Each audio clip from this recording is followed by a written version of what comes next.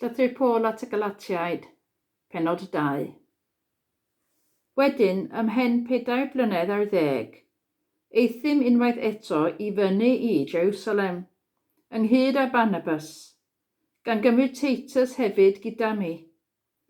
Eithim i fyny mewn i fuddod i ddatguddiad. Gosodais geri bron o'r neilltu, ge bron o gwir a gyfrifir yn arweinwyr, yr efengil yr wyf yn ei ffregethu ymhlith y cenhedloedd. Rhag ofn fy mod yn rhedeg, neu wedi rhedeg yn ofer. Ond ni orfodwyd enwedu ar fy nghydymaeth Titus hyd yn oed, mai groegwr yd oedd. Codwyd y mater o achos y brodyr gau. Llechgw na oedd wedi llechian i mewn fel sbirwyr ar y rhyddid sy'n eiddo i ni yng Nghrist Iesu, gyda'r bwriad o'n cathiwon ni. Ond nil diasom iddynt trwy gymryd ein darostwng, naddo, dim am foment, mwyn i wirionedd yr efengil aros yn ddianaf ar eich cyfer chwi. Ond am y gwir a gyfrifir yn rhywbeth, nid yw ddim yn gwahaniaeth i mi beth oeddent gynt, nid yw Duw yn ystyried safle dyn. Nid ychwanegodd yr arweinwyr hyn ddim at yr hyn oedd gennyf. I'r gwrthwyneb, fe welsant fod yr efengil ar gyfer y cenhedloedd wedi ei hymddiried i mi, yn union fel yr oedd yr efengil ar gyfer yr Iddewon wedi ei hymddiried i Pedr. Oherwydd, yr un a weithiodd yn Pedr yw wneud yn apostol i'r Iddewon, a weithiodd yn ofinau, i'm gwneud yn apostol i'r cenhedloedd. A dyma Iago a Cephas ac Ioan, y gwir a gyfrifir yn golofnau, yn cydnabod y gras oedd wedi ei roi i mi, ac yn estyn i Barnabas a minnau y heilaw cymdeithas, a chytuno ein bod ni i fynd at y cenhedloedd, a hwythau at yr Iddewon.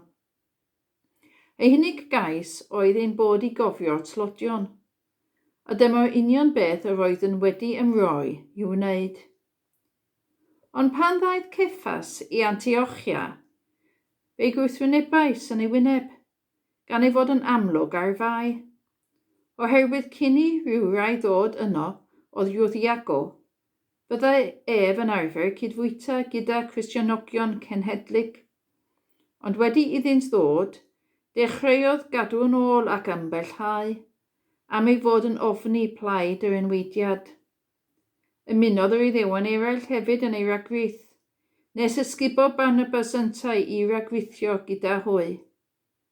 Ond pan welais nad oeddent yn cadw at lwybr gwirionedd yr efengil, dywedais wrth Cephas ynghywydd pawb, os wyt ti, dy fod yn Iddew, yn byw nid fel Iddew, ond fel cenedl ddyn, pa hawl sydd gen i ti i orfodi cenedl ddynion i fyw fel Iddewon? Rydym ni wedi'n geni yn Iddewon, nid yn cenedl ddynion pechadurus.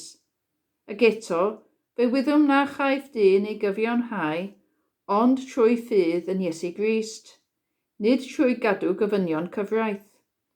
Felly, fe gredaswn ninnau yng Nghrist Iesu mwyn ein cyfiawnhau, nid trwy gadw gofynion cyfraith, ond trwy ffydd yng Nghrist, oherwydd ni chaiff un dyn meidrol ei gyfiawnhau trwy gadw gofynion cyfraith.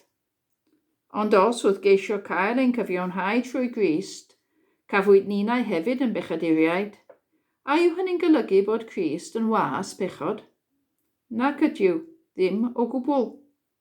Oherwydd os wyf yn adeiladu drachefn y pethau a dynais i lawr, rwyf yn mhrofi fy hun yn droseddwr. Oherwydd trwy gyfraith, bu'n farw i gyfraith, mwyn byw i Dduw. Rwyf wedi fy nghroeshoelio gyda Christ. A mwyach, nid my fi sy'n byw, ond Christ sy'n byw yno fi. A'r bywyd y rwyf yn nawr yn ei fyw, yn y cnawd, ei fyw trwy ffydd y rwyf, ffydd y mab Duw, yr hwn am caroddi, ac a'i rhoes ei hun i farw troso fi. Nid wyf am ddirymu gras Duw, oherwydd os trwy gyfraith y daw cyfiawnder, yna bydd Crist farw yn ddiachos.